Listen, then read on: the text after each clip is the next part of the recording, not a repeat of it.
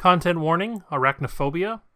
This episode contains many references to spiders. If that is not your thing, we will hopefully see you in the next episode.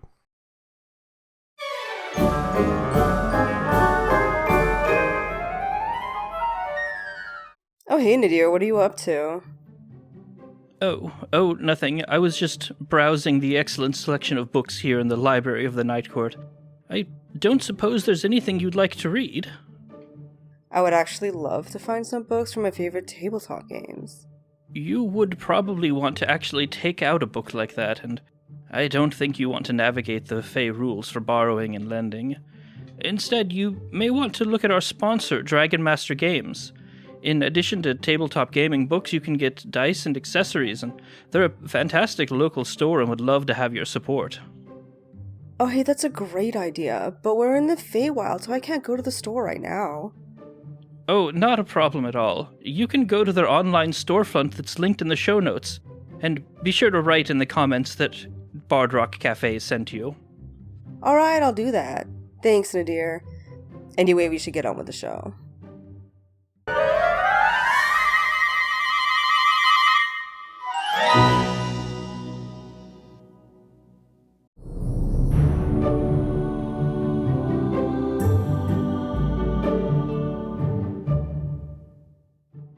Everyone, thanks for tuning in. We're here with our Spelljammer group here to fight an enemy.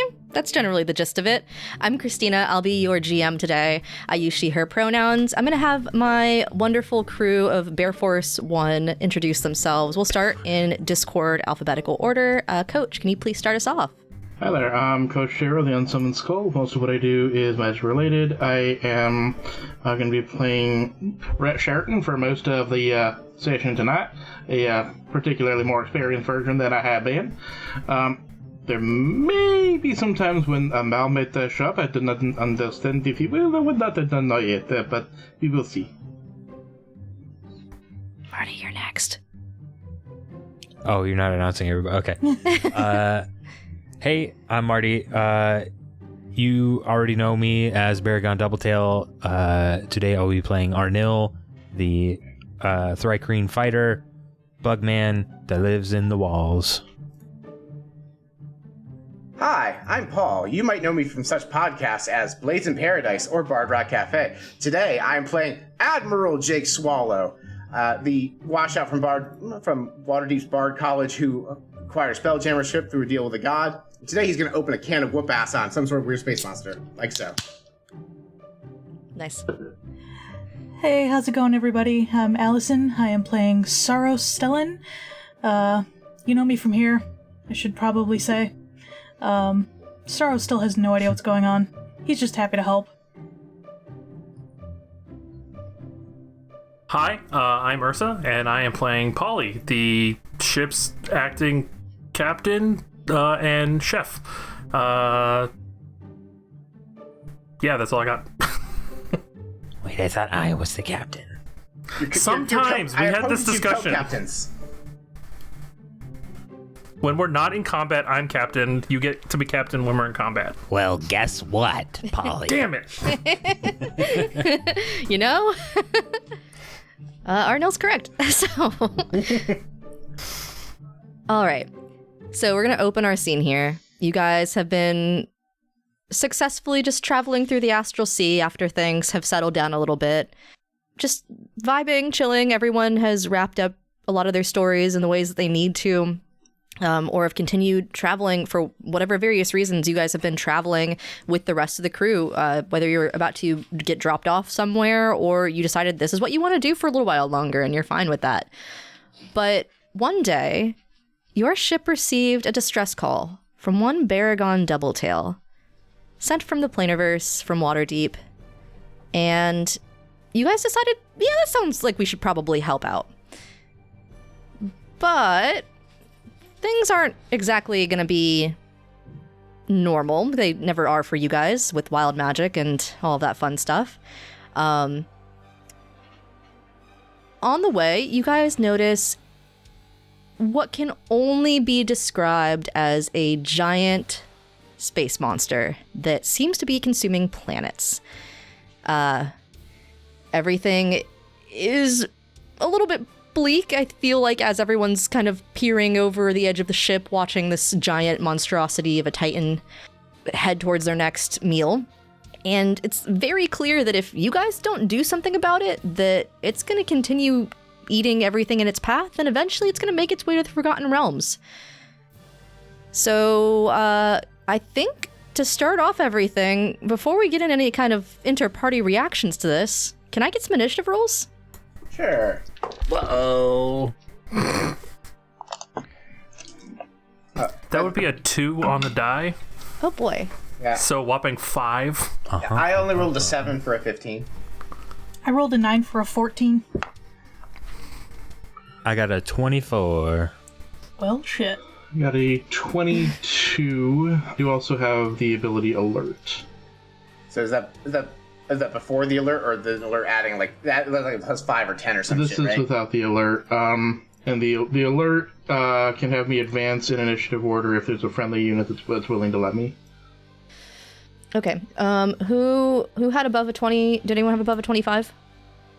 Probably Coach. 22. Yeah, Coach, I think. Yeah, 22. That was before alert, though. I think alert adds a modifier. Yep. Plus all 5 right, bonus. Yep, so that would be 27. Yep. Did anyone have between 20 and 25? Other than 24. that was okay. Arnil. Okay. Anyone else or just Arnil? Just Arnil. Okay, 15 to 20. Exactly 15. Okay. 10 to 15. 14. And then the remainder of you guys? It's a fancy way of saying Ursa. 5. 5. Okay. Polly. I know you're working on dinner, but this is very important. So initiative swap. Immediately after you roll initiative, you can swap your initiative with one of a willing ally in the same combat. So I can have somebody go up to where I am as well. That's the thing, like you decide now, like, oh hey, I'll take someone else's initiative, they have mine, or like just I have to decide immediately after rolling it. okay. I have I'm a happy with question for you, Ursa. Do you is Poppy involved in this combat or no? I'm assuming if she's on the ship, she is. Yeah. Okay. And I have a question for everyone else. Did you eat your breakfast? Is there anybody who's not eating breakfast? Is probably the better question. I think you get 4 people, right? Or do you get more now because of how our level we are? Let's see. I get. Because the proficiency thing, you get 5 people, which is all of us. Yeah. So 5. Unless someone wants to forego their breakfast for Poppy's benefit. I'm hungry. Is Poppy here? I think we just said she is. It sounded indeterminate, but leaning yes. I'll leave that up to I'll leave that up to Ursa and Polly, whether Poppy is involved in this or not. Poppy is. You are welcome to tell Poppy go hide the fuck out and don't get involved, but up to you. I think for this we should just have Poppy sleeping or something because I think it'll just make it easier. We have an entire second ship. Poppy and all the other cast members who would like to survive the apocalypse are booking it through the Forgotten Realms while we slow this thing down. Works for me. One less thing to have on the initiative. Yep. Yeah, so we ate our breakfast. Okay, so everyone ate your breakfast. Those pancakes were so good. Starfruit muffins. So you get to let's see. What level am I at now? I'm at 16. 12. I'm at 12. Level specifically. Okay, that's right. Okay, so you get a D10 that you can add to one ability check, attack roll, or saving throw within the next 24 hours. You are also going to get my wisdom modifiers +4. So you're getting +4 to a lot of things. You get +4 to all weapons attacks and damage rolls. Your speed increases by 10 feet. Your spell attack bonus and spell DC increase by 4. And your AC increases by 4. Oh, sweet. Unless for some reason someone is averse to sweet, spicy, sour, or bitter foods. It is weird that you crammed all those into one pancake for me. Listen, a pancake is multifaceted. There's the pancake, there's the syrup, there is the drink that you have with the pancake. I can be creative. There's also different kinds of pancakes, crepe. like scallion pancakes and such. Yeah, speaking of crepe, holy crepe, that thing's fucking huge. What thing? that thing over there that just ate that planet over there. Looks like a giant mess. Planets? So yeah, I guess I should go I clean think that I up. described it as a space whale. I think the mess is what's going to make later when we finish digesting the planet. Anyway, that's a space whale. Does he have stars? I think he's eating the stars, actually. Probably eaten a few, actually, yeah. I've we wanted to eat a watched star him- just to like, know what it tastes like, but like that's a bit much, I think. I'm gonna And we kill just him. watches this thing. Yeah, this thing swallows an entire fucking sun. It's like, oh god. Yeah, no, I don't like that. This is... Like, I know we usually deal with stuff above our pay grade. This feels above our pay grades above our pay grade. Look around. There is nobody else trying to stop this. No, nothing. I mean, you could actually roll me a perception check. And here's a question: do you guys think you would have kept your wild magic on the ship? I would have. Okay. Anyway, you said perception? Yes. Dirty 20. Okay. Yeah, there's not a single other motherfucker in sight.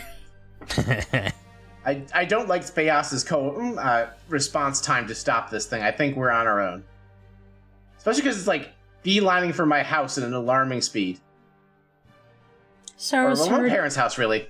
Saros heard that it's devouring stars, vamped out his arms, and started running towards it. Oh no, we're flying. We gotta get closer before you do that. Actually, your arms are very long. Maybe not. All right.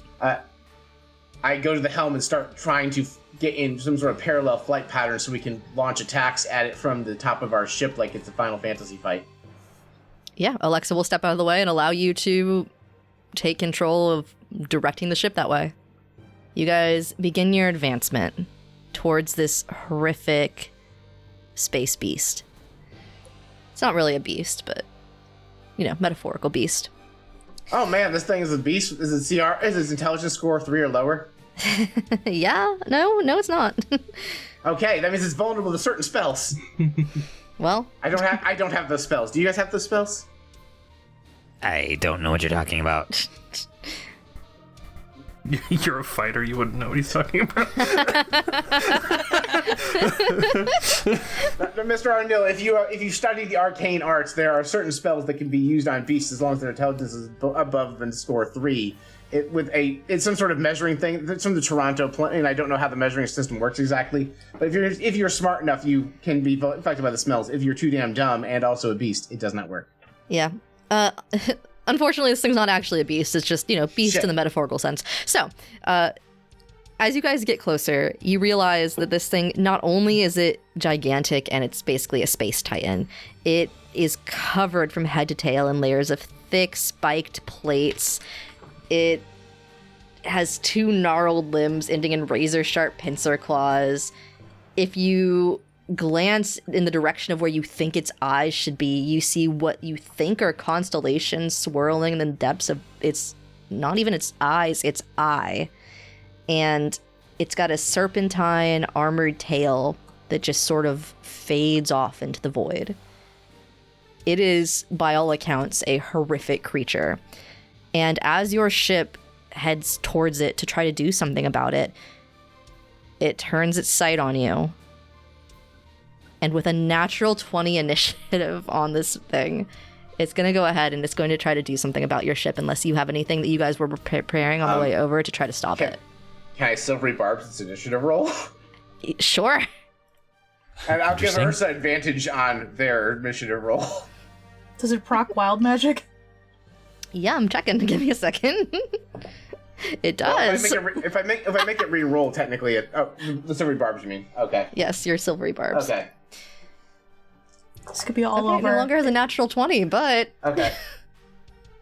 You said you gave me initiative? I'm giving you advantage. You could theoretically, because I think it's up to you whether or not your next roll with the initiative that you rolled at the same time as this thing. You have advantage on a roll. Either use it on the initiative or save it for later. Either way, Okay. I rolled a 54 for silvery barbs. I'll save it for later. here's another question. Are you still the same class breakout, or have you added anything else to the mix? I'm the same breakout. Mostly paladin, a little bard, and an itty bitty scotch of warlock. All right. As a treat. As a treat. All right, so I think in this moment, actually, let me check the warlock one just to see if that one's any better. This could be all over real fast if it turns itself into a sea cucumber. Unfortunately, that one's not on any of those tables. All right. You use your channel divinity, and you may double any dice other than d20s. It does not clarify for what amount of time. Okay, well, my channel divinity just makes my weapon good at hitting stuff, so... There you go. Yeah, I channel divinity. I'm a devotion paladin, so I just have plus my charisma to hit, in addition to Ursa's plus to hit and my natural plus to hit. So you just don't for the miss anymore? audience, yeah, for the audience, I have with Ursa's plus 4 and my charisma's plus 5. I just have a casual plus 16 to hit. Let's go! Yeah. That's gonna come in handy. That's cute. All right. So In fact, I can also use my channel divinity to give myself plus 10. So I'm not missing anything other than a natural 1, probably. That's cute. Saros has a plus 17. Damn. All right. Shit. Now, I believe in initiative order, unless you guys are doing anything heading up towards it to do anything, Rhett technically goes first. Well, Do I not go first? I had a higher. No, roll, Rhett's is 27 after the alert feat. Oh, okay. You were higher until we checked the math. Yeah, you're on deck after. Okay. Yeah, literally on deck because I think we fly up parallel, so we're in punch-in distance of this thing's creepy sin from Final Fantasy X carapace armor. wait, so it came into punching distance? I mean, if it didn't, we did. You guys are heading in the direction of it. So there was technically a silvery barbs as far as like its initiative order, but like you guys are heading towards it. Okay, well, it matters as to whether we're heading towards it or it's heading towards us, because I get an opportunity to attack if it's coming towards us. So is it coming towards us, or are we coming towards it, or both, and in which case it wouldn't do anything, I'm guessing. And I'm trying to figure out. Yeah, if it's with the silvery barbs for its initiative roll, at this point it would be kind of equidistant, both heading towards each other. Okay. Alright, so no opportunity attack, then. Just clarifying. Alright, well, Rhett Sheridan doesn't sound like red shirt for nothing. He's gonna head out. That's what he does. So Rhett Sheridan has an item that allows him to head out because we're going out into space. So yeah, Broom of Flying. Head out on the Broom of Flying. That's a magical item? Wondrous item, but yeah. Yep. Okay. I mean, it's wondrous how magical it is. So heading out on the Broom of Flying to meet it in combat. Attempt to hit it with the quarterstaff. Is this a magical quarterstaff? Let's see. I believe, nope, it is just a regular staff. Also, I need to look something up. Give me a second before you get too far into this. Mm-hmm. I'm double checking one thing here. I could have sworn we gave Rhett a +1 quarterstaff for this exact purpose at some point. I think you might have one, so, I mean, we can just assume... You guys are level 16, like, we can just assume that they are, but I just felt like I needed to ask. Okay. Just in case you guys were like, nope, I'm using my crappy weapon just for showing off. No, this mop handle has the most basic enchantment, it's just that it's always firm, well lacquered. Understood. Sometimes it's better to use a weapon that isn't magical for against things that have, like, resistance to magic or something. There's probably a stat block in 5e that's official materials that does that, but in the 98% of my experience, it's like, once you're past level 5, assume it resists non-magical everything. Or is just straight up immune to non-magical everything. Okay. So you go to get on your magic broom. You guys are probably at this point within 150 feet of it, and your magic broom's magic isn't magicking. Okay. So you guys can roll me an insight real quick as it's like staring down at you. Not within punching distance, but that's fine. More an optics thing. Insight's gonna be 25. Okay. Anyone else inciting Same. it? 25. It's a nat 1 for 2. Ooh. 13. Okay. So everyone except for Arnil is going to immediately recognize that you're in an anti-magic field as this thing is staring down at you from its eye, which does seem to impact magic items. So the magic from the magic broom, at the moment, not magicking. Doesn't mean it's always going to be not magicking, but right now, while you're in its field, it's not doing that. Arnil, I feel like you're just excited to try to hit it. I don't think you're really paying that much attention to it. What are those wild magic? And same question for you. Are you straight fighter or anything else? Oh, just fighter. Okay. What else do you need? 23 and 83. Ooh. What's a random metal object that you're carrying right now? Oh, shit. The coin of absolutes, apparently. The doubloon of absolutes. Are you sure? I was really hoping you were going to say that. Are you sure it's that one? Whatever happens, I canonically use this doubloon. Anything that happens after this later. Please pick a different metal object just in case. I have a grappling hook, I guess. Okay. Well, we're gonna let it happen to the grappling hook because of canon reasons. Your grappling hook suddenly rusts and is no longer usable. Oh well. I don't need that anymore anyway. Or just go down to the cargo hold and get one of those diamond-encrusted grappling hooks instead. Nah. True, you guys have hundreds of those. Probably. However many you grabbed. All right, sorry, that's why I had to look that up because I was like, oh, it does not clarify if this is effective, but D&D seems to believe, yeah, okay. So. Goodbye, grappling hook number 7. Grappling hook number 7. Just Arnil keeps breaking them. Okay, Mr. so. Arnil, I told you to take good care of your grappling hook this time. I don't need it anymore. See, that's what you said the last 6 times. I definitely don't need it this time. Anyway, back to Rhett's turn. You get on your broom. Broom isn't brooming currently. What else would you like to do? Charging out after it. It's within punching distance anyways, so it was just an optics thing. So I'm just charging after it with the mop, which is a quarterstaff. Okay. Sure. I'm gonna attempt to hit it, and then I have a bonus action to hit it again. Okay. What's your roll to hit? So the roll to hit is a 23. 23. That will hit. Okay. I was concerned for a second. Yep. I had to flip to a different tab to double check. Okay. Does Radiant Strikes not trigger because of no magic? Ooh, is that a class effect? Yes. If it's a class effect, it still triggers. If it's a spell, then it will not. Okay. So that is 15 damage from the first attack. Then I have a bonus action. Okay, what you doing for your bonus action? Hitting it again. Makes sense. Alright, so this is a 29. That will hit. So that is another 16 damage. Okay. Probably not inflicting that much, but I'm a red shirt. Gotta be like a red shirt.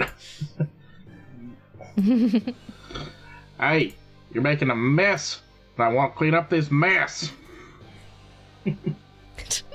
That's my job. Completely valid. That's my job. It burbles at us. Yeah, it's not speaking any languages. It just kind of lets out this horrific sounding, not even a full roar, just monstrous sound. Anything else for you? Or is that your turn? That's all for now. There's more where that came from, though. Arnil, you're up next. Okay. Since we've determined that class abilities are different from magic, and I'm hoping that psionics also counts as different from magic. Yep. Yeah, I'm gonna use my bonus action. You just biologically are able to do psionic shit. It's fine. I'm gonna use my bonus action to use a new ability, Bulwark of Force. Ooh, what does that do? As a bonus action, you can choose 5 creatures, which can include you, that you can see within 30 feet of you. That's all 5 of us assembled here. Each of the chosen creatures is protected by half cover for 1 minute or until I'm incapacitated. Ooh, very nice. I believe that adds a +5? I don't remember. Hold on, half cover. +2. Everybody gets an additional +2 to AC. My AC is now 28, thanks to you and Polly. You're welcome. And then, with my action, I will go ahead and attack. Okay. I get 3 of those. First attack, 27. Little hit. Second attack. 24. Little hit. Third attack. 24. Little hit. Okay. My Mind Blade short sword does an additional 2d6 psychic damage. Does that not apply now? Mind Blade short sword. It's on my character sheet. I'll send it to you. Hang on. Yeah. It is it's like a magic item, I'm pretty sure. So I'm gonna assume that it doesn't work right now. A magic weapon. Yeah. So it says it's a magic weapon. So unfortunately, if as long as you were within this cone of its magic anti-magic ray, well, anti-magic field, it would not be effective in that regard. Okay. All right. So instead, this will be a measly. Hang on. 35 damage. How's that all? Thanks to Polly, each individual strike is +9. Okay. Or d6 +9. So, thank you, Polly. Welcome. Oh, wait, that's our damage rolls too? Yep. Oh, nice. Okay. That's action and bonus action. I will end my turn. Okay. So, after your turn, you guys hear a familiar screeching sound. Something that I think everyone on your ship has encountered at least once. And from around the backside of this horrific monster comes streaking out at least one murder comet. It's not clear whether it's working alongside the monster or if it just also happens to be here following along the path of destruction and just kind of enjoying its vibe. But it's here too. And it's decided it doesn't like the fact that you're interfering. So this murder comet's gonna go straight towards the ship. So This thing pooped out a murder comet. The monster had too much Chipotle. as far as you guys can tell, yeah. It just ate an entire planet's worth of chipotle, so. Okay, let's see. And Taco Bells. I've heard about the Taco Hells. I heard that they're pretty good. Is that like the 8th of the 9 hells, Taco Hell? I think so. Yeah, it's I when don't all know. of the shells are soggy. This specific murder comet is going to just kind of crash into the general direction of your ship. I just need everyone to roll me a quick luck check. This will not count towards any wild magic, but just quick luck. 18. Okay. 10. Polly's rolling shit. You have advantage if you think it's worth it doing it. I think it's actually supposed to be on the next roll you do anyway. I look at some of barbs to see if you have to use it now. I don't think it's not like an inspiration. I think it's just the next roll. I think it was really just 4. Yeah. 8. Okay. 15. Okay. That's everyone, Silvery right? Barb says advantage on the next attack roll, ability check, or saving throw. So Yeah, luck check wouldn't count. is up to Xtina. Yeah, okay. Yeah, luck checks are kind of like their own little, like, hey, let's just find out who it's going to go after. I think Arnil got a 4, so, yeah. Arnil, this thing's coming straight towards you. It's decided that you seem like a threat. And it's correct. What's your current AC with everything Polly's got going on for you? What's what now? Current AC. 24. Okay. The first attack it hits at you does not make purchase. However, the second attack does. You narrowly avoid it slamming into you. It kind of aims a little bit too high as you're still on the ship, I think. Like perched on the very edge of the ship, and then instead it kind of like turns slightly backwards and it spits fire at you. You are going to take 13 fire damage. Ow! Considering that's a planet-destroying comet, that's pretty fair amounts of damage. Yeah. Can I rebuke the violent on it? What is that? Immediately after an attacker within 30 feet deals damage with an attack against a creature other than you, you can use your reaction to force the attacker to make a wisdom saving throw. Okay. How wise is this comet? So DC 16. On failure, the attacker takes radiant damage equal to the damage it just dealt, or half damage on success. Okay. That is a failure, and you said it takes how much? 16? However much it just dealt, yeah. So it takes 13. Well, is it which one's higher, or is it... On failure, it takes damage use it- equal to the amount that it just dealt, or half on success. Oh, okay. I don't know why I heard a 16. Oh, was it you said That was the DC. save. Yeah, okay. Did you add the 4? Coach, did you add... DC should be 20, actually. Yeah. There should have been DC 20, I guess. Yeah, it's super duper failed now. Yeah. No. It failed either way. I'm planting it so that folks are sort of remembering to add the 4. And Ursa, this is a good opportunity to tell the audience about Polly's home third-party subclass of cleric, so that they know about what you're doing. So, unlike most clerics, Polly is a cleric of the culinary domain. And as part of this, when she cooks a meal for her compatriots, she gets to do all sorts of shenanigans, like, heal them for the max possible amount of health. When she heals them, confer upon them bonuses to their spell attacks, spell saves, all sorts of really, really fun stuff. That was made by Hoshi from Agents of Damned. Yeah, check out Agents of Damned wherever you find your favorite podcasts. Hey. Yeah. Heyo. Okay. Next up is, unfortunately, our Astral Dreadnought. Alright, so far it's just been Rhett and Arnil that have been engaging it. So it's gonna go ahead and make a bite attack at Rhett. Math. The thing that every D&D person hates. Rhett, does a 28 hit your AC? Yep. Okay. You are gonna take 36 piercing damage. Mm-hmm. And that's currently it for you. And it does 2 swiping attacks in the direction of Arnil with its claws. Arnil, does a 30 hit your AC? Yes. And then I assume this one's gonna miss because that just seems like it's gonna be too low. Yeah, 23 does not hit your AC, right? Does not hit. Okay, so you're gonna take one of these claw attacks as it deals 19 slashing damage from that. Okay. And it's for the purpose of any of you guys, if you have any anti-magic things, like, magic does anything that's non-magic halves damage, these attacks are considered magical, which is insane. And I rebuke the violent on it. That's what it does with its primary things that it can do. Can I rebuke the violent on the claw attack? How often are you able to do that? It doesn't say a limit. It just says immediately after an attacker deals damage. It doesn't use your reaction, or? Well, that is a reaction. Sometimes... Okay, Yeah, so if it's a you reaction, used your reaction you for this used round. it for this round. Okay. Can I silvery barbs the first attack? We're in the anti-magic field now. Okay.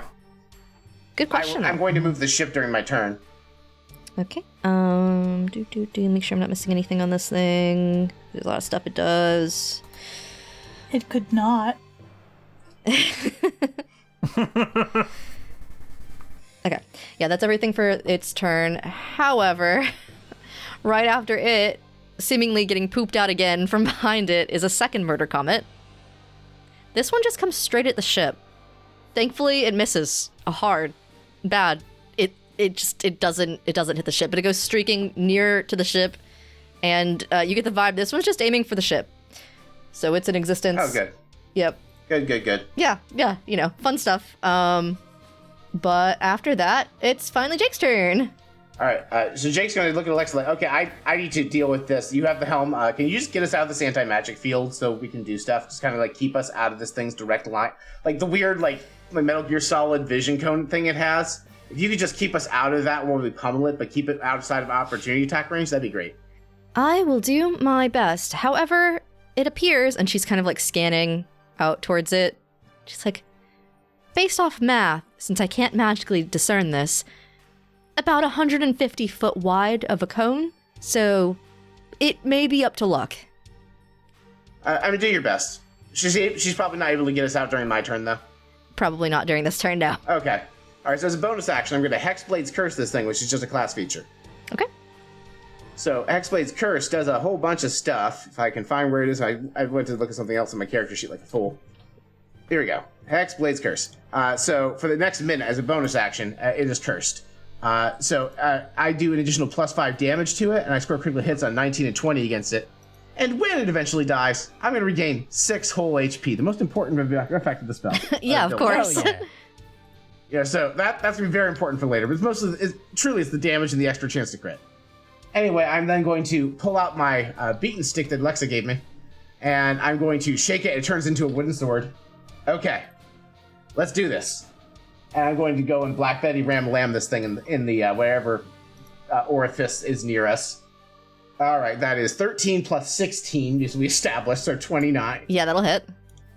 Okay. I'm not going to do smitey stuff yet. Just going to boop. Technically, smites are... They are a class feature that consumes spell slots. They are not using magic. Interesting. Okay. It is just me channeling divine power, which is functionally different. I guess that's fair. It just It is gets as fair questionable as because it that uses this a dread spell counter spell slot. not being a spell. Yeah, okay, Yeah. that's fair. Yeah, anyway, that is 4 plus, I'm trying to remember, plus the 5 damage I just added, plus 7 damage, so that's 15, plus, there's something else adding to my damage I'm not fucking remembering. The food adds damage too, right? Yeah, it's +4 to your weapons attack and Okay. +4 to damage. Okay, cool, so that is 12 plus 7, 19 damage for attack 1. Okay. Second attack. 14 plus absurd number to hit. Yeah, that'll hit.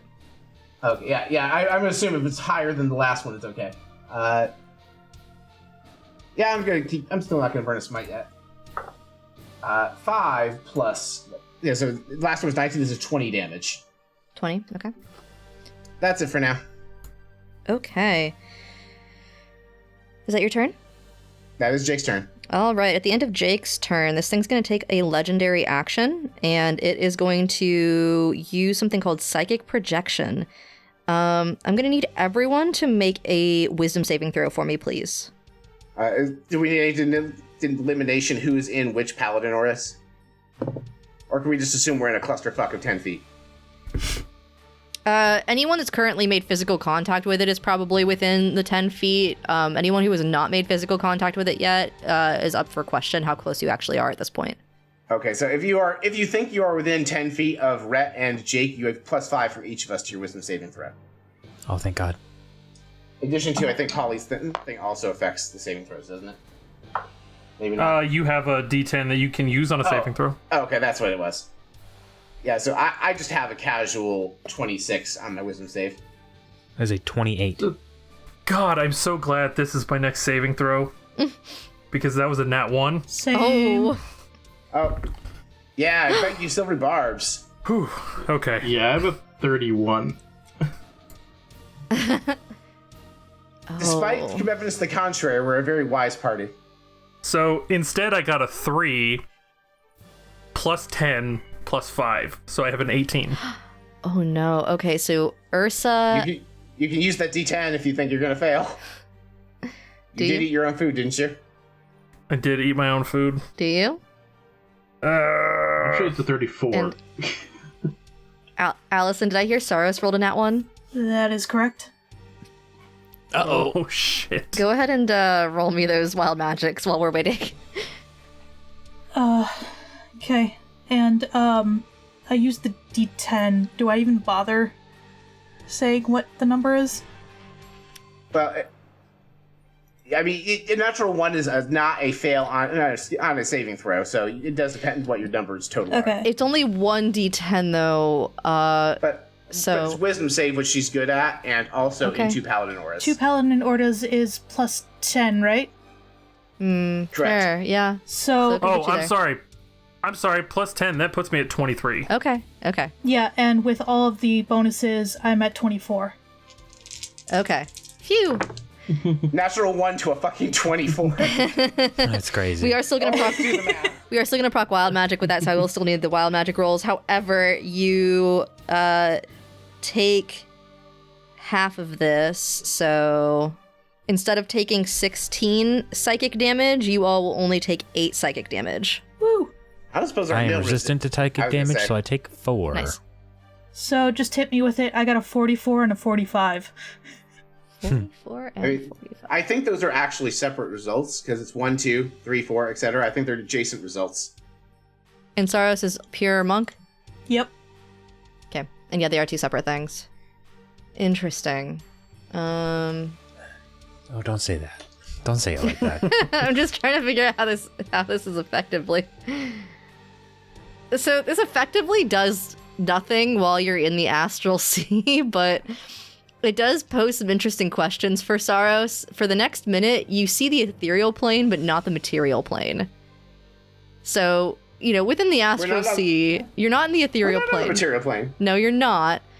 So, but the thing is that everything's kind of like wishy-washy collidey out here in the Astral Sea, and so it's sort of like imagining the waveriness, like when you're underwater and you're looking at something and it's a little bit like wobbly looking, is how I'm imagining this would sort of like, you get blurry vision for a little bit. I say this with love and respect for Saros as a crew member. I feel like I've always gotten the impression this is how Saros perceives reality. It's just wobbly vision. Saros needs glasses. Well, I mean, one eye is always looking into the ethereal plane, and one eye is always looking in the material plane. when a god breaks your mind, you kind of see things a little. It's like going colorblind. Oh no. Okay. So yeah, that happens at the end of Jake's turn, and then let's see here. Who's next? Saros, you're up next. So I have a question to retroactively say. It says when I bamf out my arms, I can also summon the visage of my astral self at the same time. Mm-hmm. Could I have done that? Sure. Cool. And also, I'm assuming while we're in the cone, my +1 quarterstaff is no longer +1. So I've been sort of being a little bit loose with that ruling. It will not do magic things if it can do magic things, but I think the +1 purpose is still +1. Okay. Technically, I think I should have been the entire time not allowing those effects to be effective, but that seems kind of wild for the purpose of this, so...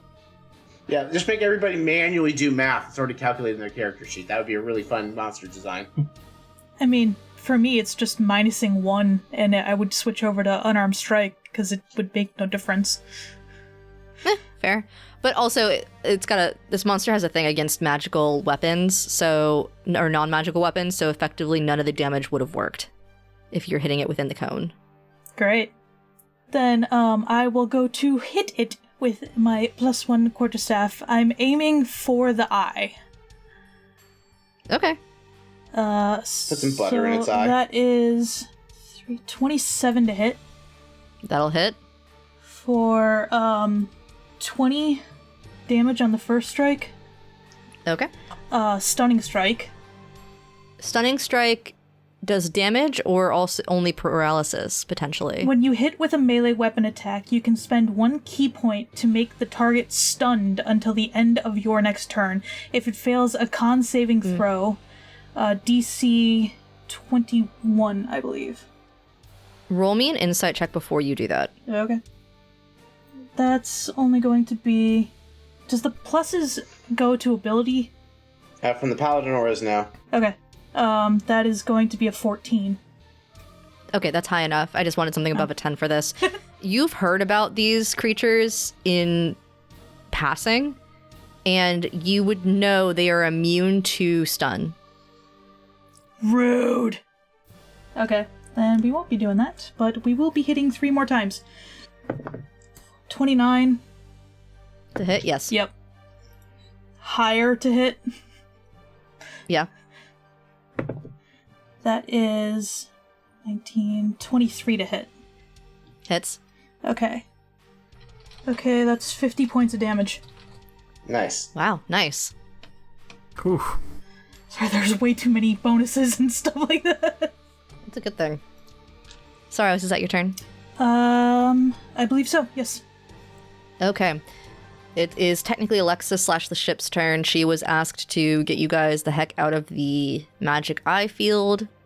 So unless she needs to do anything else, that's what she's going to focus on. So I will assume that you guys would have, before entering this wild magic thing, well, she's going to go ahead and try to move the ship. You guys have about 80 feet of movement, so she's moving it about 80 feet in the direction of trying to get out of this things. However, Allison, you did say Saros is aiming for the eye. Yes. I'm Shouting, give the stars back. I love it. I'm gonna check to see. I'm gonna roll a Constitution save for it and see if it can keep its eye open while you're attacking its eyeball. And I'm gonna be careful how long we can do. So it is able to sustain keeping its eye open at this point with a 19 on the die plus 7 for a con save. So unfortunately, it does not seem like that particularly bothered it enough, and it still has its magic open. So Alexa's gonna move the ship 80 feet in the direction out of it. Ursa, Polly's up next. I have a question. Okay. Because of course I do. And that is for my star form. For the archer it says a constellation of an archer appears on you when you activate this form, and as a bonus action on your subsequent turns while it lasts, you can make a ranged spell attack. We're in an anti-magic field, but this is a class ability. Yeah, so I think this is going to function essentially the same way that smites do here. So effective because it's class related. I think it's just telling you to use your spell attack roll calculation anyway. Yeah. Okay. I would only be able to do a tiny amount of damage. I'm going to set up for next turn. I'm going to start, for my bonus action, I'm going to start a Blade Song. Nice. Which is going to give me +2 to my AC. My walking speed increases by 10. I have advantage on acrobatics checks, and I gain +2 to any con saving throw you make to maintain your concentration on a spell. Then for my action, I'm going to use my wild shape to go into my starry form, but I'm going to choose the dragon constellation. Ooh, what does that do? A constellation of a wise dragon appears on you when you make an intelligence or wisdom check or a con saving throw to maintain concentration on a spell. You can treat a roll of a 9 or lower on the d20 as a 10. Very nice. So that'll set up so that I have protection against concentration spells once we're out of anti-magic. And I think that's all I can do. So the way that this is going to look is Polly's going to be sitting there seeing everyone doing what they're doing, and she's just sitting there going, I can't do shit. I literally do nothing but cast spells. I don't really know what to do here. So she's going to start humming to herself her Blade Song. And once she's finished with that, she activates the starry form to have this constellation of a dragon, which looks like her god Guy Fairy on that head blowing fire on a little dragon. So it's kind of like a composite. You can go ahead and picture what that would look like. But Macho Man Randy Savage mod from Skyrim, but with Guy Fieri. Yeah, sure. Let's go with that. And she's kind of she's like, okay, I can't do anything right now, but I can help later with something. So I think that's gonna be her turn. Okay, very nice. With that, we're back to the top of the initiative, which means Rhett, you're on deck. All right, time to do some more hitting it with my mop, mopping up some garbage. Okay, so that's a crit success. Nice. Yeah. Does that proc the wild magic? It will, and I'm just going to remind everyone that while Bard Rock in general does not use this rule, on Spelljammer we have been using my personal crit rule, which is max possible damage plus what you roll, since that's what we use over on the Agents of Damn podcast. So I like that rule. I think it's fun. I think it leads to big numbies, and those are always great. So okay.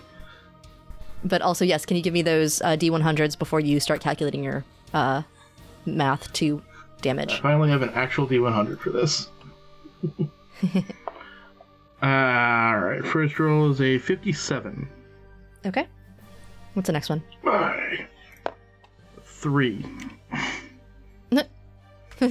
Okay. You were pure paladin? Yeah. Okay. One of these is really funny. The other one's kind of sweet. Neither one does anything. Which one would you like? Usually we'll go in favor of the funny. I'd like to know what they are, but yeah, go in favor of the funny. Okay. I can tell you what both of them are after, but... Sure. So... Rhett next to you, floating, holding. Rhett, what is a variety of holy symbols to you? Maybe the like a number. The like hazard symbol of the for a like don't walk here wet floor symbol. Like a wet floor sign? Okay. Oh, biohazard symbol, obviously. Yeah. Oh, okay. So. just caution tape. All right, Rhett. So next, or surrounding you, just kind of floating, doing like some kind of holy pose, but most importantly, holding a variety of janitorial accoutrement, including a wet floor sign, caution tape, biohazard sign, whatever, are 5 apes. They're not involved in this combat. They're just there vibing. They're just in prayer. And that's what happens for your nat 20 wild magic search. Oh, would you look at that? The rest of the custodial staff. Nah, just please do not start throwing stuff. I know that's what monkeys sometimes do. You're apes, you're not monkeys. Please do not do that. I don't want to have to clean that up. Synchronized, they all open one closed eye to look at you judgmentally before closing it again back in prayer.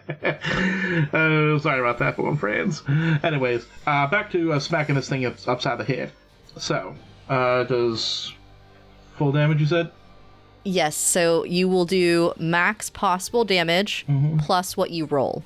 And if you were to use a smite, it would be max damage on the smite plus roll. Correct. Okay, so... Be a wonderful time to do that. So I was waiting for, honestly. Yeah. I just imagine the smite is like Rhett pulls out like the sanitation spray. It's like spraying it. Yeah, no, that's not what it is. Before he hits him with the mop, he just sticks it in a bucket full of Pine Sol. Not sponsored by Pine Sol. It's just, right, I was going to say Zep. It's just like extra concentrated Zep. Then it's just pure rubbing alcohol. Just no. We're in space. It's called then Zap. the crit is the Pine Sol getting in its eye or something. I wasn't trying to get it in there, but I suppose that works. No, we're cultured here. We use Windex. So that is... it's not sponsored by any it's magical. Yep. Wandex. Mm-hmm. So that should be 24 on the first strike. Okay. And then it's a plus roll. So it's 24 is just the base damage for... Yeah. Okay. Yes, then you roll. Okay. It's 35. And then... So a total of 59 damage? Mm-hmm. Okay. And then bonus action. Okay, so I'm going to try to smack it with the pole arm again. Okay. 27. That'll hit. Okay. Alright, so that is another 12 damage. Okay. Is that your turn? Yep. All right. Arnil, your turn. All right. I'm going to start off with the bonus action. I'm going to use Telekinetic Adept, Psi-Powered Leap. As a bonus action, I gain a flying speed equal to twice my walking speed, which, thanks to Polly, right now is 50 feet. So I have a fly speed of 100 feet for this turn. Incredible.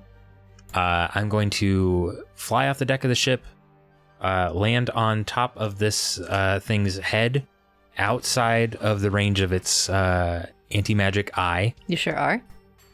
And I'm going to start wailing on it. Okay.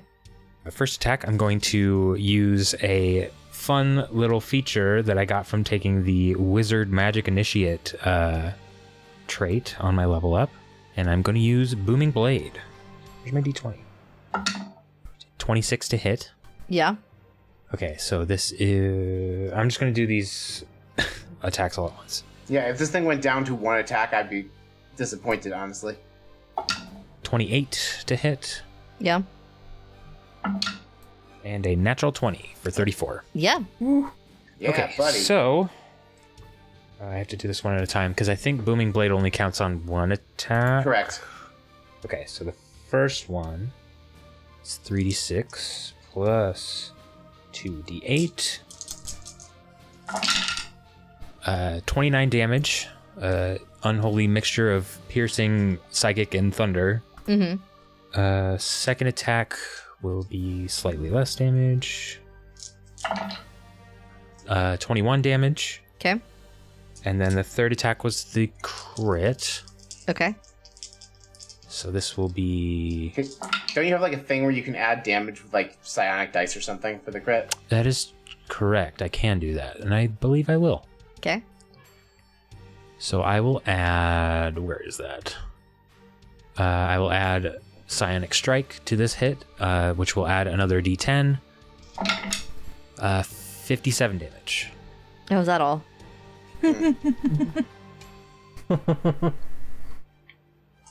Okay. Marty, tell me how you take down this astral dreadnought. I mean, it's a lot of just... So basically, like, Arnil, like, understands that this is combat now, so he is the captain now, officially. Yeah? Legally. You're wearing the hat. Turns to... He has the hat. He turns to Alexa and goes, "All right, punch it!" And just rockets up psychically off the deck and lands on the head of this astral dreadnought and just like buries his sword in like the top of his head and then flies back down. Wonderful, wonderful. You do this. And for a moment, everything kind of settles. There's like a dust that settles as like the scales and everything else just sort of floats out into the Astral Sea.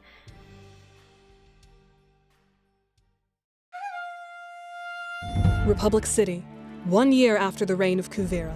While the Avatar is away, dealing with the fallout of the Earth Kingdom's coup, life goes on in the city's underground. People are willing to pay, will kill who they want. Changes abound, including the introduction of the newest Varric Industries innovation, the firearm. Well, my finest weapon on the market is the lawman's friend. A truant airbender. World peace is my jam. At least one of my jams. I have several groovy jams. A gunslinging orphan. You care so much about everyone in a way that I can't even imagine. And an imperialist diplomat. The piercing pistols will turn Republic City into a mere stepping stone on the path to greatness. Band together to navigate the rising tides of the new world. Join them in Moment of Balance, found wherever you listen to your favorite podcasts.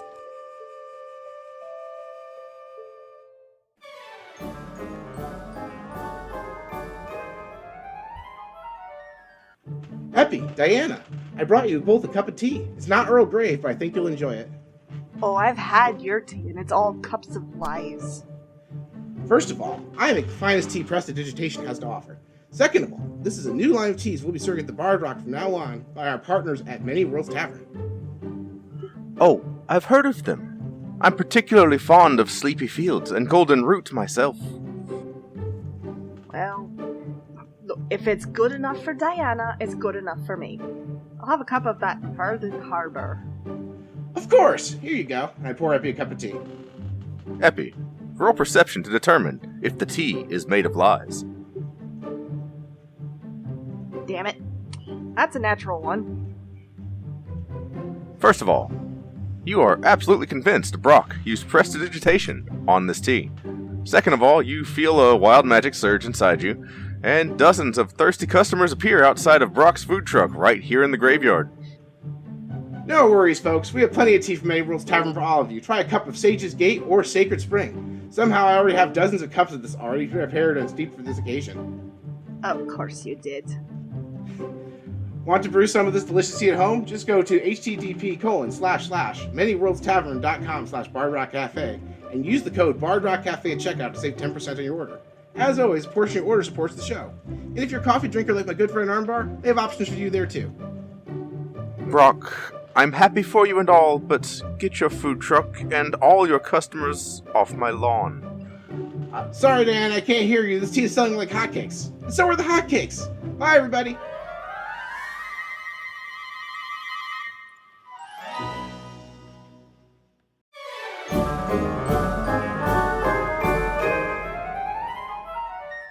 Epi, we just opened up a gift shop to help raise funds to rebuild the Bard Rock. Look at this fancy new design. I'd love that on a new t-shirt. You are transported to a world of t-shirts, all identical. You can feel your sense of self slipping away from you as the shirts reach out and grab you and assimilate. I cast Dispel Magic. Epi, where'd you go? Wild magic. Don't ask, it was terrible. So, where's the gift shop going to be? Oh, well, we have two storefronts, bardrockcafe.redbubble.com and tpublic.com/users/bardrockcafe. So anyone can support the Bard Rock. You know, the coffee mug is really cute. And that's not all we sell. We have t-shirts, hoodies, children's apparel, baby Bard onesies, Rock notebooks, Cafe's gift shop is now open. Sales go to support the show. So if you want to help out and also get some cool Bard Rock Cafe merch, go check it out. That's everything we had so far. Epi, are you listening? Did you say something?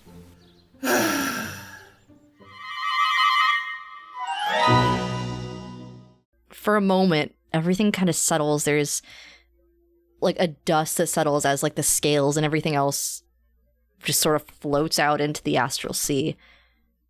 And then as the debris of the fight is clearing, you guys notice that there was like a stony cave kind of looking thing that also exploded in this mess. And not getting pooped out, but what seems to have been escaping quite literally from this creature. It's not just murder comets. There's a menagerie of creatures and other monstrous entities that are just in a stasis that when you destroyed this astral dreadnought, they seem to have been awoken from, as there was a demiplane from inside of it that when it was destroying and eating other creatures, they sort of got teleported to.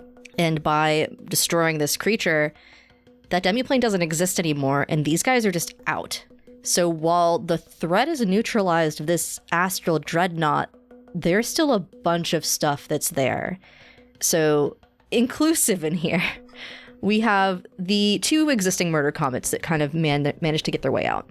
There are another two you guys kind of see and you hear humming alive that are being created almost instantaneously. There appears to be a willow tree, but something's not right about it. And then a ghostly skeletal figure appears, shrouded in darkness that sort of seems to only ever so often catch off of moonlight, and then otherwise disappearing. It's like you blink and you miss it kind of creature. And it's clear this fight isn't done yet. Can Polly try to insight the tree to know what's wrong with it? Yeah, of course. What's your insight? I'm getting there. It's 21. Sure. It's cursed. That's what I get. It's cursed. I'll give you more, but that's the basic. Yeah, That's it's 100%. cursed. That's 100% what Polly says. She's gonna look at everyone and just be like, "Everyone, that tree's cursed." Yeah, I was gonna say, on a scale of I walked under a ladder or I broke a mirror or worse, where on the scale of cursed is this tree? Oh, so much worse. Oh my god. Okay, I've got to flip to a different page because two of these things are in the same book. Saying something's fucked different from saying that it's cursed. Tree's haunted. It's a curse word. Context. Tree's haunted, yeah. Tree's haunted. I mean, I'm more concerned about the Grim Reaper over there. I don't know about you guys. Like, I'm pretty sure I heard about my friend Brock playing a violin contest against this thing. I'm also pretty sure it's one of them there, Horsemen of the Apocalypse, that Baragon Doubletail. I don't know why I'm suddenly Southern. I just felt like doing it that way. Anyway, I'm pretty sure that Baragon... That's Bobby. Yep, that's what I did. Sorry about that. The moonshine's finally kicking in. That Baragon Doubletail guy was... Yeah, no, Jake was, like, just chilling, drinking, like, because the ship wasn't moving when we got the call. I think the alcohol just settled in. He's like, no, I'm pretty sure that Baragon Doubletail fella said that there was 4 Horsemen of the Apocalypse, and if I was a gambling bunny, I would say that guy's death. Alright, so, Ursa, what Polly knows about this tree that's clearly cursed. Mm-hmm. It's a willow tree, but it's called a weeping willow, and not in the sense of the actual variety of plant. This specific curse was someone who was entirely conceited, and they were basically cursed into this form, and now they take it out on anyone that comes near them. They're wholly evil, and they will try to make sure that you become a plant as well. Okay, so Polly's just like, that tree's cursed. That tree's cursed, stay away.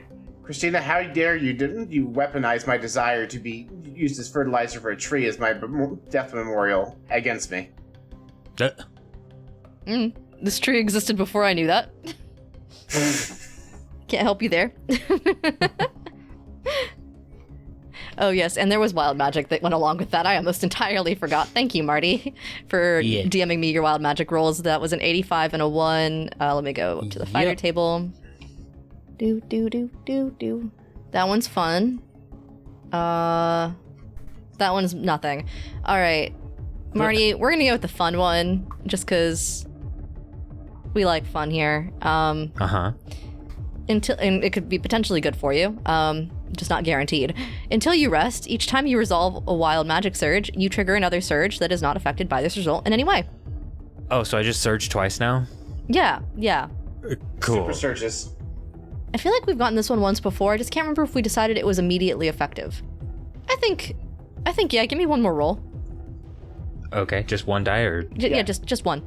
Yeah, because it's the second result from the effect. That makes sense to me. 99. Oh, well, yeah, there you go. That's perfectly useful. You gain 2 uses of action surge, which are not restored upon rest. There you go. Add 1 more to your pool. This is the last time Arnil's ever fighting in the podcast universe, so use it if you got it. It's true. Is it also still Arnil's turn? Yeah.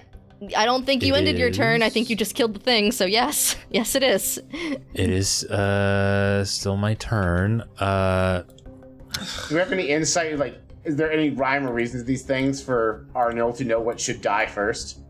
You can roll an insight check if you'd like. I would love to attempt an insight check. If I can find my lovely D20. I think Arnil would just be like, which one's the most fun to fight? Oh, maybe it's prison rules. Which one of you guys is the tallest? I need to establish dominance. I'm not very insightful today. That is another nat 1 for 2. So you get 2. Wow, so roll 4 D100s. 2 separate rolls of 2. All right, so 21 and 6. 98 and 33. All right. Or okay. So you aren't necessarily sure which one of these is the most dangerous, but Arnil, you don't know about fighting trees very much, but you think that potentially invisible spooky looking dude is kind of cool, and also murder comets are kind of fun, so take your pick there as far as what you think would be fun or more fun to hit. But another thing that happens for you, Arnil, is do you think you were a snorer before? When you slept? No. You were not? Because I don't breathe. He slept like the dead. Well, somehow you now snore. Oh my god, he snores through his skin. Upsetting. Thanks, I hate just it. his carapace like crickets. It vibrates. Oh my gosh, it's just the sound of crickets chirping. Oh, it's better now. Thank you, Allison. That was perfect. No You notes. get disadvantage on any stealth roll. While sleeping. Your disadvantage on all stealth rolls you make while sleeping. Congratulations, Arnil. Arnil was also now canonically a sleepwalker. Oh my goodness. All right, let me take this guy out of combat real quick since he's dead. So was that both wild magic effects, Christina? Because he had 4 rolls. Okay. The other thing was something that is not necessarily noticeable. So yeah, that's fair. Just double checking because I only counted 1 effect. Nope, you're good. There were 2. There's a snoring effect, and there was the one where you. Well, yeah, you do a bring it on towards whichever one you think you want to do. Your insight does not give you anything. Yeah, so pick somebody and tell them to get the fuck on with it. Obviously, the big skeleton-looking guy. No, if we kill him now, Baragon Cafe doesn't have to kill him later. Cool. Well, you're assuming it's the same one, which I hate to tell you, I don't think it is. I mean, I can assume things, and they're allowed to be wrong. That is true. That is true. Jake is fully convinced this is the guy Baragon Doubletail is talking about. He matches the description. He watches the wanted poster. They got his nose wrong. Yeah, this dude also cursed. You know, in a terrible way, but seems fun to fight. Oh. Maybe, if you hit him. Anyway, is that your turn? You want to use your action searches at all? No, I'll keep those for now. For now. Everybody else can have a chance to do something. I don't want to be taking over everything. I'm gonna laugh when like his solution is like, all right, I'm gonna go ahead and kill this big bad. And he's like, I still have 8 action surges stored up, so he has to sit there and Mr. like Arnil, just this is the final level of the game. The time to use all the potions you've been hoarding the entire campaign has come. Yeah. Listen, I just killed an astral dreadnought. Give me a second. Oh, do you need an orange slice? Miss Polly, throw him an orange slice. Yeah. I can't throw that far. Saros will reach over yeah, sure the you- astral arm and just pass it over. Thank you. Saros' arms are like 100 feet long. So. Thank you, Saros. Passover was in April. What's April, Mr. Sheridan? Well, first off, that wasn't in my accent, but whatever. Well, I should assume that you know some things about the that world of the place at Toronto. Oh yeah, the Toronto realm. Yeah, that's right. They have the mystical month of April. Right. I think it's pronounced April.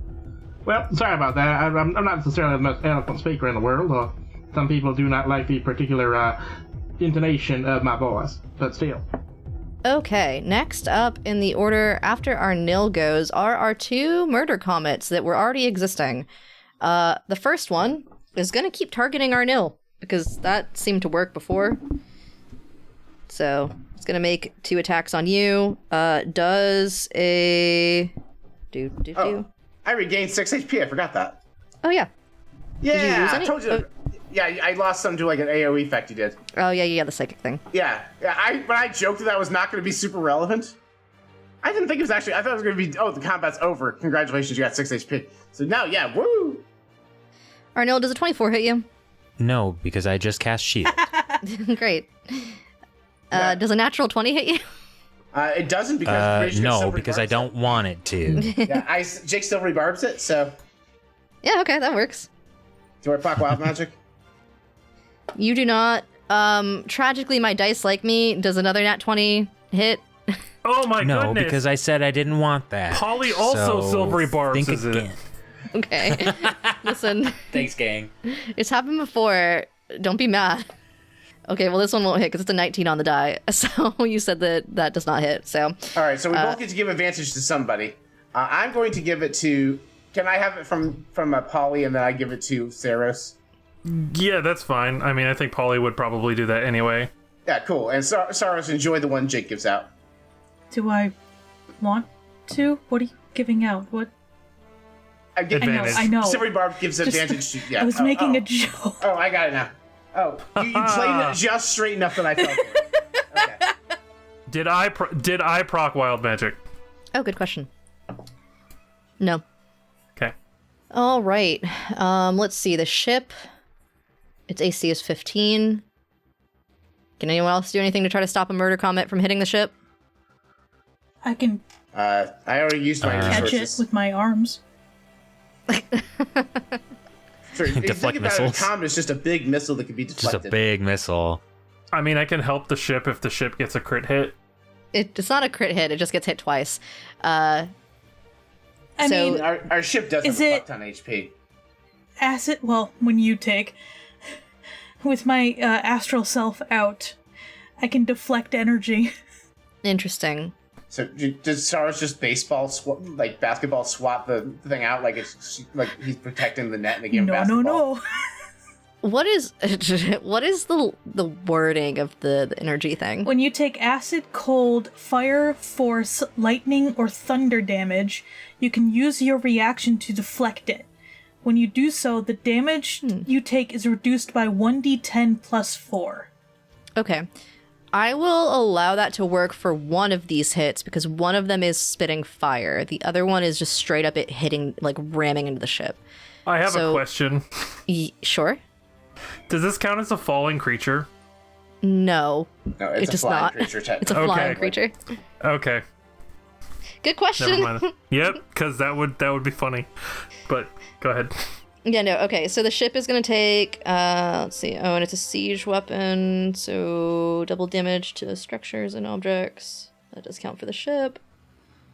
Actually, I didn't see this on the first one. So the slam does also do fire damage, but with both attacks will deal fire damage. So if your elemental thing is, how many times can you use that in a round? Once. It's a reaction. Once, It's too bad these can't be Okay. described as missiles, because I can deflect missiles too.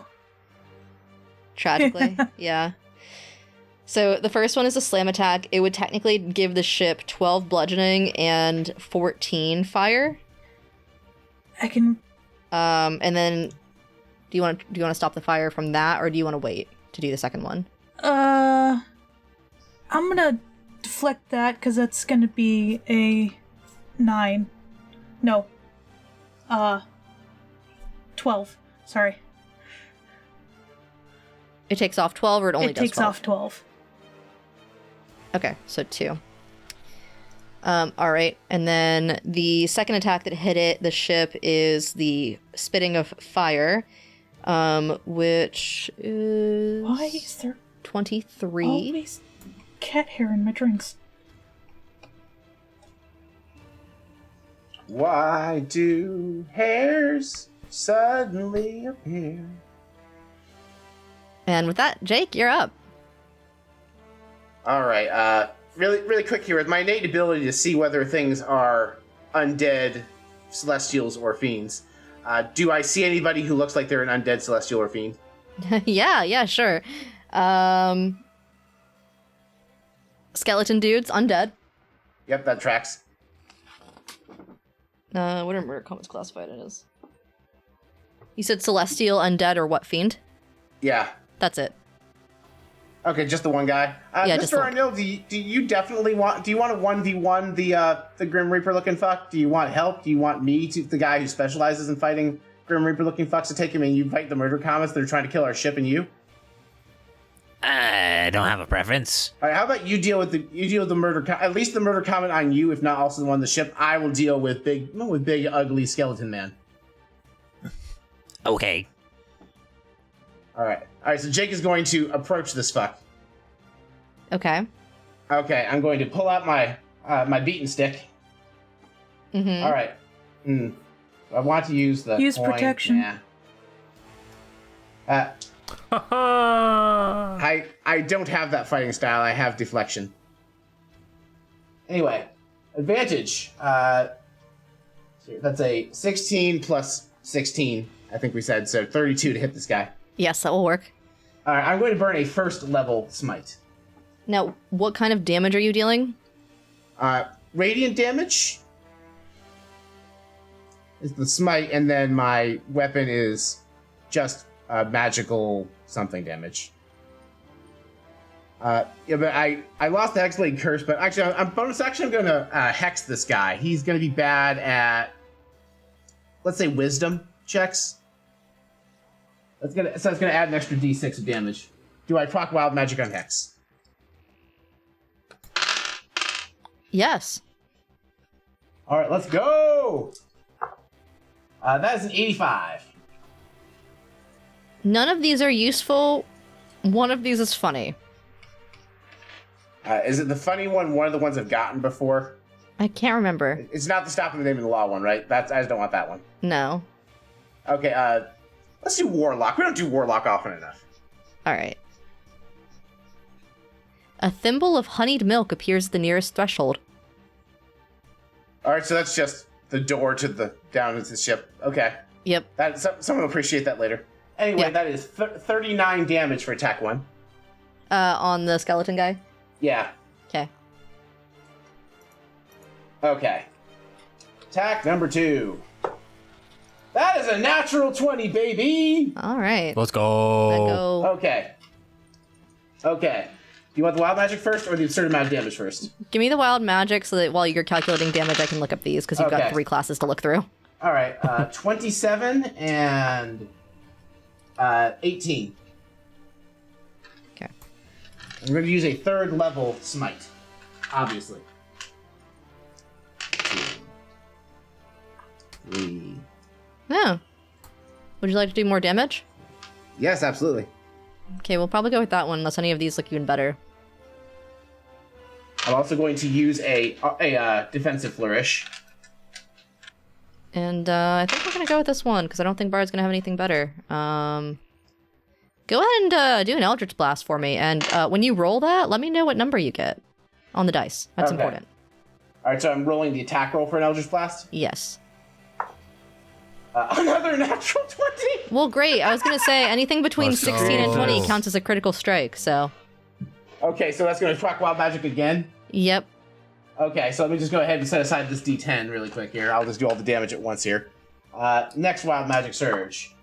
A 22 and a flat 90. Okay. Okay, so back to my math. I play a game that involves lots of math. For some reason, I think it's fun. This one's really funny, and I really want to do this one. I mean, if you don't do it, just share it anyway. That's fine. Yeah. The one that I really want to do is that for the next minute, you keep referring to your patron as Dad. But can I refer to her as Mommy instead? No, that's weird. Well, I don't want to misgender her. That feels inappropriate. I don't think Alexa cares. Okay, that's fair. Hey, Dad, check out how good I did. Look how much I bitch slapped this guy. Paulie hears this and she's just like, excuse me? After getting out your fight stick or whatever you called it? Yeah, my beating stick. 16, Alexa inherently knows that you're referring to Alexa, and she just kind of like leans out of the ship window that she can see, 16. And she just gives you a nod of approval. Or great job, all right, son. Awesome. She plays along. Plus 7 plus 15. I'm a 96 plus 7. Before I actually roll the dice, because both of those have AOD maximum damage rules. There's 2 7s actually, because there's an Eldritch Blast is also in there. Okay, so it wasn't 96 plus 14, 110 damage. I counted for the stuff from Polly. 110 damage before I roll dice. I just want to know what the number is. Yeah, but yeah. Yep. So it's 110. I had to do the math part first. So someone hold 110. Got it. Okay, 18 plus 5. So 158 damage overall to this fuck between an Eldritch Blast and a Paladin crit with my sword. 158 plus the 110? No, it's 158 total. I added 48 plus the 110. So okay. 158 damage total. Nice. Also, the 6 on one of those D6s was a 6 for a total of 34 armor class. So this guy can come at me. Well, it would, but it's not. It's very dead. Hey guys, I think I just saved the universe. So this figure of invisibility, except when it catches in the moonlight, just kind of like it takes this hit. What does this look like officially from Jake? So I think what happens is Jake just goes up and is like, "Oh, it's like you will not pass," and I take my wooden samurai training sword and just impale him, and he disintegrates as holy energy just explodes him from the inside out. Yep, and just like a supernova in the Astral Sea, he disappears. So he's done. He's gone. Very good. Good job. And as I said, Alexa, like leaning out the window, the approval nod. Good job, son. That's her acknowledgement towards you. And then I kind of fluttered, because I think this guy was some degree off the ground. I just fluttered back to the ground. Because jumping is inconsequential for me, so. Yeah. As Harangon will do. Anything else from you, or is that it? No, that was... I bonus actions. The Hex does move, so... the tree, I guess? All right. The tree's bad at wisdom now. Got it. Saros, you're up. I guess... There are 4 murder comets and a cursed tree. Saros likes trees, so... tree it is. Alright, I'm gonna roll 4 times. And, I need you to roll me a charisma saving throw. Great. Enjoy your plus 10 to that. Is that before or after? It's at the start of your turn. Okay. That one out. It's a flavor text on here. That is 23. Yeah, that'll pass. So you hear, like, the weeping from this tree as it's calling out, and you feel like it would attempt to charm you at some rate, but nothing happens. You have advantage. You want to search for a crit because you're an elf. Oh, true. Do I? Yeah, all elves have Fey ancestors. Comes with advantage on saves against being charmed. Mm-hmm. So if you want to just check really quick to see if you get a crit. Oh well. Oh well. Alright, continue. Alright, so that first strike was a 15 on the die. I have a plus. So many pluses. That'll hit. Yeah. It's not a contest, Mr. Saros. But if it is, you'd be winning. Second roll is 26 total. Yeah, that'll hit. Third is 18 plus 4 is 22. Total damage or to hit? Yeah, that'll hit. And last one is... My god, they just keep getting less. That is only a... Oh, you had advantage on one of these attack rolls if you didn't already do it. I forgot. That's a lot. That's a 17 on the die. It's gonna hit. Yeah, that'll hit. Okay, that is 4 hits. Since that'll hit, I'm just gonna say Stunning Strike on one, unless you tell me to Insight again. Nope, not this time. Okay. So, Stunning Strike. 63 damage. Well, nice. Did it... The, DC to go against that Stunning Strike is 21. Con save. It does not pass. It is stunned. Awesome! Go to town, peeps. Alright, Saros, is that your turn? I believe so. Alright. After Saros is the fourth of the murder comets, which is going to come through, and I'll just roll a d4 really quick to figure out what it's going to do. It doesn't see the person just obliterated the Grim Reaper as a threat? Come on, come at me. It might not. I'll volunteer. Jake literally yells, I volunteer, like Katniss fucking Everdeen at this thing.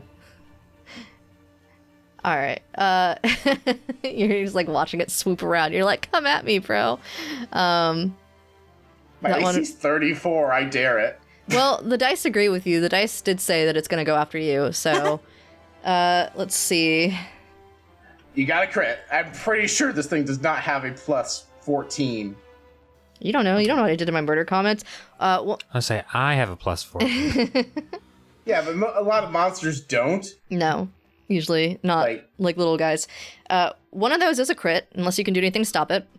We're not in a new round yet. I mean, I had my turn, so I still have my reaction. So yeah, I'll still rebarbs just to make it challenging. Okay, not a crit. Close to it though. Do I proc wild magic again? That'd be funny. You do not. Okay. Yep. Nope. So it just swings and it misses, slamming into you, and then the fire does not take aim correctly at you, as this one swings and misses. After that is Alexa and the ship. The thing that the ship was trying to get out of range of is no longer in existence, so it's kind of like focused on trying to avoid these murder comets, I think, at this point, unless anyone would like Alexa to do anything else with the ship. Dance. Dance party mode activated. Oh, that's...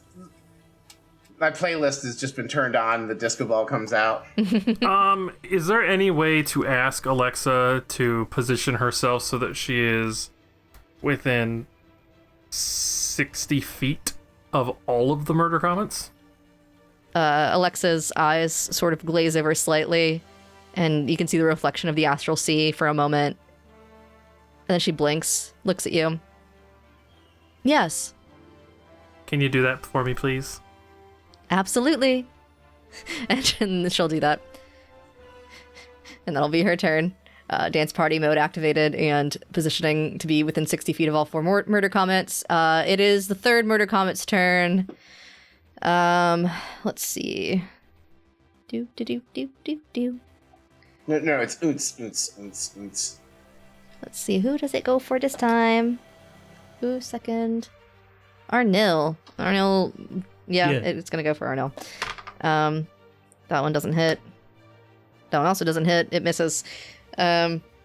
Listen, it seems like they know the guys to go after, but unfortunately they are not hitting very well, so that sucks for them. But you guys seem more like petty crime comets than murder comets. Right. Unfortunately for them. Polly, it's your turn. So Polly is gonna cast an 8th level banishment spell on all 4 murder comets. Ooh. What is the language on banishment? You attempt to send one creature that you can see within range to another plane of existence. The target must succeed on a charisma saving throw or be banished. If the target is native to the plane of existence you're on, you banish the target to a harmless demi-plane. While there, the target is incapacitated. The target remains there until the spell ends, at which point the target reappears in the space it left, or in the nearest unoccupied space if the space is occupied. Or if the target is native to a different plane of existence than the one you're on, the target is banished with a faint popping noise, returning to its home plane. If the spell ends before 1 minute has passed, the target reappears in the space it left or the nearest unoccupied space if that space is occupied. Otherwise, the target does not return. Okay. And the save on this is going to be a Charisma 21. You just Thanos snap the meteors out of existence. She's just gonna stand up and she's just gonna be like, I'm fucking sick of all these fucking murder comets. Go away. And so boom. Tries to cast banishment on all 4 of them. All right, I'm gonna read out these numbers just because they're funny. 9. Yep. 6. Non-natural 1. 10. Non-natural 1. Yes. And also, in addition to Thanos snapping these things to a different plane of existence, just probably proc wild magic. Ooh, good question. Yes. All right, you are looking at the cleric, druid, and wizard tables. Amazing. So this is going to be... It's just 1 or 2? Just 1, right? Yeah, 1. Okay. 25. Please don't turn into a fucking sea cucumber again. Now, it's not a sea cucumber. Would you like the druid option, which is funny, and I don't think we've gotten before? Or would you like your wizard option, which is... It's fine. Not necessarily useful now, but you could find use for it. It's just not that funny. Entertainment, go funny. Polly. Yes. Your glowing dragon guy fairy is still there. But yes. You find yourself suddenly wild-shaped into a purple giant octopus with a 20-foot flying speed. So Polly's just like, be gone, get the, go away, and then they're all banished. Is there a faint popping noise? There sure is. There sure is? Awesome. And then she's gonna be like, good, they're gone. And then she just looks at her hands, and she's just like, yeah, that sounds right. Okay. The murder comets are gone, everyone. By the way, I'm also an octopus now. For I don't know how long, but... Oh, can I talk? Can I speak common? Can you normally talk while you're in wild shape? Oh shit, I don't even know. Most druids cannot. Yeah, most druids cannot. Then no, probably not. So it's just coming out as octopus sounds? Yep. Is anybody else seeing this and just really glad that Mr. and Mar's not here? Oh, don't. No. Oh, God. Polly is going to flip you off with all 8 of her tentacles. Where's the middle finger on a tentacle? I'm curious. Hey, you know. Yeah, all right. So I'm an octopus now. It makes it sound like you can unwild shape as normal. There's not a time limit on this. Okay, that's good. Can I do that? I can do that as a bonus action, can't I? I think you just drop at will. It's not a bonus action to fall out of wild shape. So, but my wild shape is being used up by my dragon form. Am I going to drop both of them or just the? Well, you just drop out of the octopus form because. Okay, yeah, I'm just gonna drop out of the octopus, and then I will be like, all right, everyone, yes, I was an octopus. It was hilarious. Thank you, Jake, for whatever the fuck that joke was. And these 2 guys, take care of them, please, because I'm tired. I've just banished 4 murder comets. That's more than I've probably ever done this entire campaign. So I'm gonna just sit here for a minute and vibe. So that's my turn. Yeah, and then the top of the order, it would be Rhett, but I think you guys have taken care of everyone. What about the tree? The tree's still there. The tree is still we there. have some sort of tree clipping or otherwise shrubbery destroying machinery available to us, like a riding mower. Yeah, if only. Interesting. What a concept. Riding mowers, what a concept. Okay. Somehow I accidentally deleted the Weeping Willow, and I should not have, but thank you for the reminder, guys. Which, it is stunned, so... It is. So I will head out to the tree. Or however far away that happens to be. And then attempt to smack that with the mops. Okay. It's not... You can reach it. Okay. I need you to also make that charisma saving throw, unless you cannot be charmed. Paladins have an aura that makes them need to charm. Oh, great. It's one of the base paladin auras. Then you also hear the sound, and it would potentially... You feel it try to wash over you, but nothing happens. Don't know what that is, but it's something I'm going to smack with a mop. I don't care what that sound is. So 28. Yeah, that'll hit. Alright, so that's only 11 for the regular attack, and then bonus attack. To hit or the damage? Damage. Okay. Alright, and then I'm going to try to hit it again. Alright. 25. That'll hit. Okay. That is another 16 damage. Okay. And that is all. Alright, Arnil. You up. Alright, it's tree chopping time. Are you a termite? No. Like I don't think so.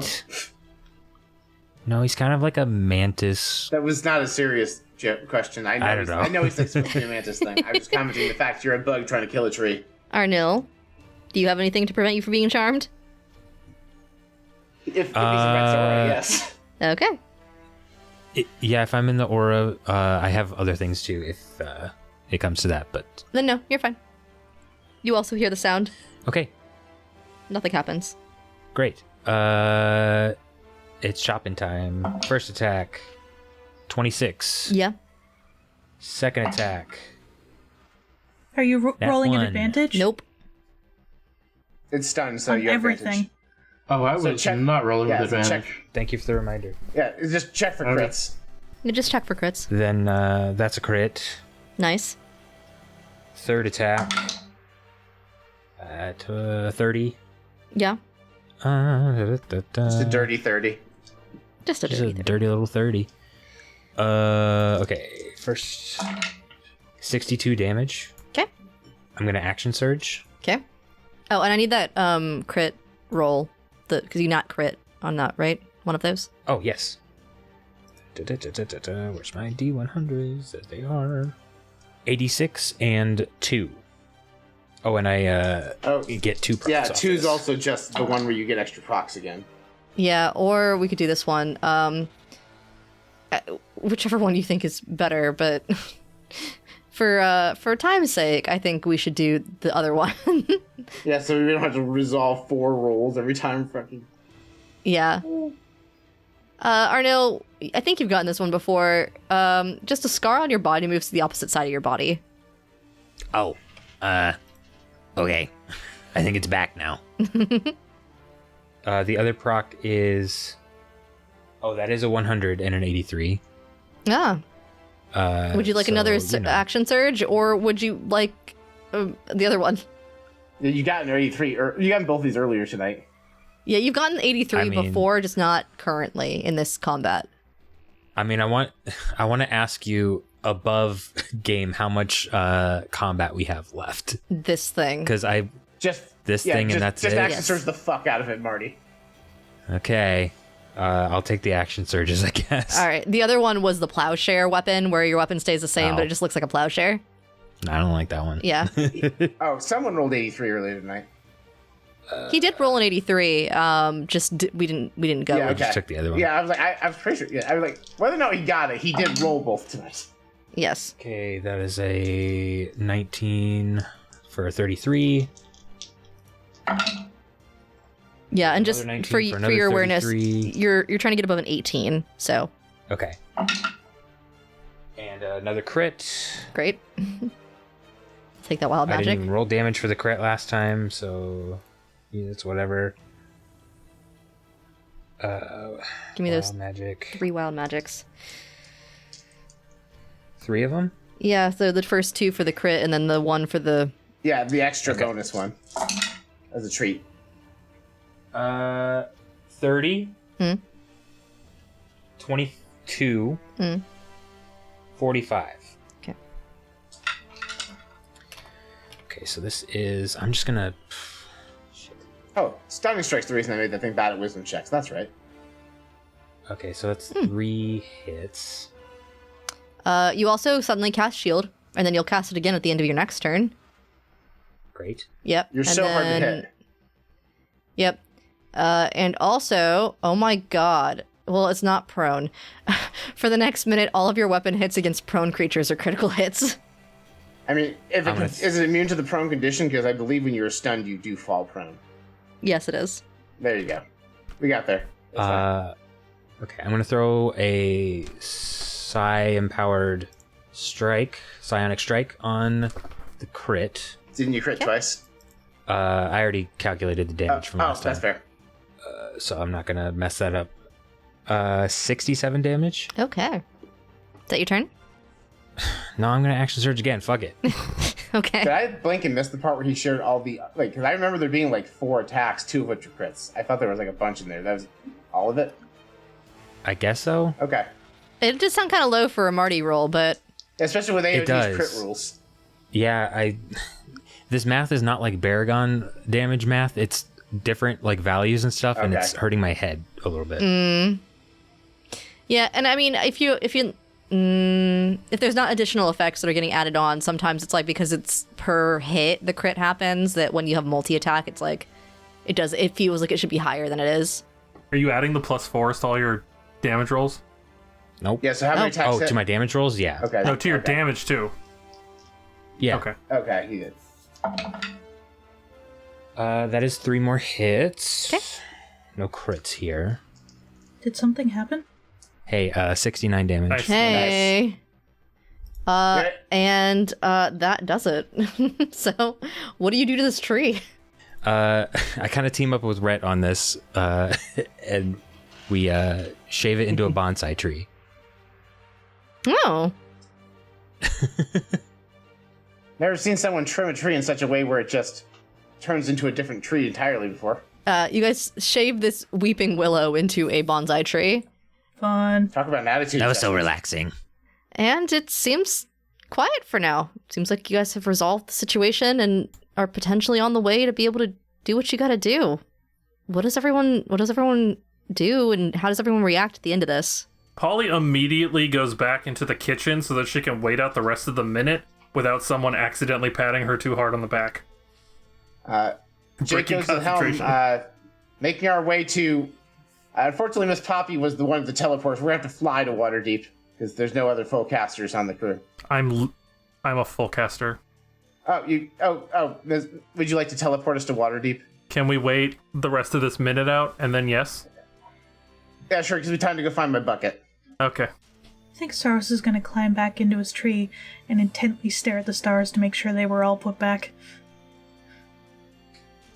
Yeah, Yeah, the part where like a dozen suns exploded out of this thing's stomach was really bright for a second. Yeah, it's amazing we didn't die from that. Yeah. You would think. Yeah. To be honest, Alexa chimes in. Honestly, Polly, putting them somewhere else was the best solution because they do cause a lot of problematic property damage when you kill them and they explode in bursts of fireballs. I'm just glad they weren't native to this plane. That made it a lot easier, for sure. Oftentimes, they are basically just the souls of evil wizards. So, makes sense. Do evil wizards have souls?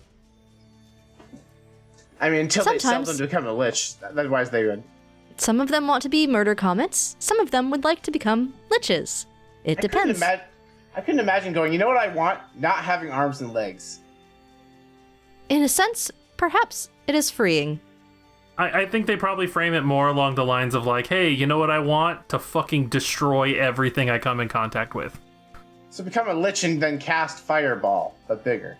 And this reminds me of a story where apparently there was like a lich once that used. Oh, hey, you know what? I'm factory. ready I'm ready to go now. And she like slams on the. I'm kidding. Finish your story, Jake. Yeah, just like I heard a story once of a lich that just made their phylactery a moon. So in order to kill the lich, you had to destroy the moon. It was really complicated. I don't know how it was resolved. That ain't no moon. That's a phylactery. And so our story ends as we pan away to everyone warping to Waterdeep in a Star Wars style light speed jump. Indeed. Thanks everyone for listening. Really quick, let's go ahead and we can go in reverse order this time. Starting with Ursa. Everyone remind us who you were playing, where people can find you, and anything else you'd like to share. Hi, I'm Ursa. I played Polly. I was an octopus for a little bit. That was fun. You can find me at Ursa Bearwalker in a lot of different places. I edit for the main cast here, and I'll probably be editing this episode as well. I'll be joining in campaign season 2, the main cast as well. Coming soon.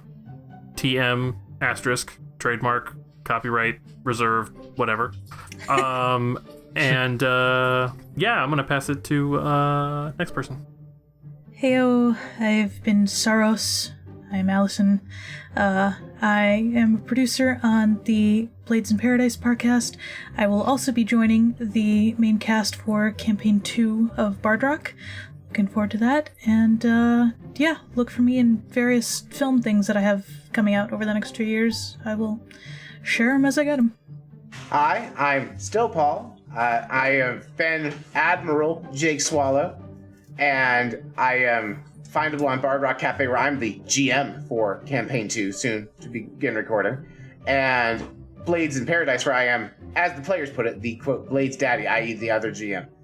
Hey, I'm Marty. I've been Arnil this evening, and I have been and will continue to be Baragon Doubletail until the end of this campaign. And all time. On Bardrock Cafe.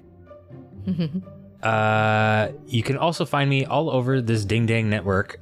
Check me out on College of Whispers. Hopefully by this point, Season 2 of College of Whispers is coming out. You can check me out on Monster Cafe, where we play Monster of the Week. You can find me on Wayfaring Strangers, my band's actual play show. And hopefully around this time, you can now catch me GMing on Omens of Ruin, a Pokemon Mystery Dungeon actual play. Got everything? I feel like you're missing stuff.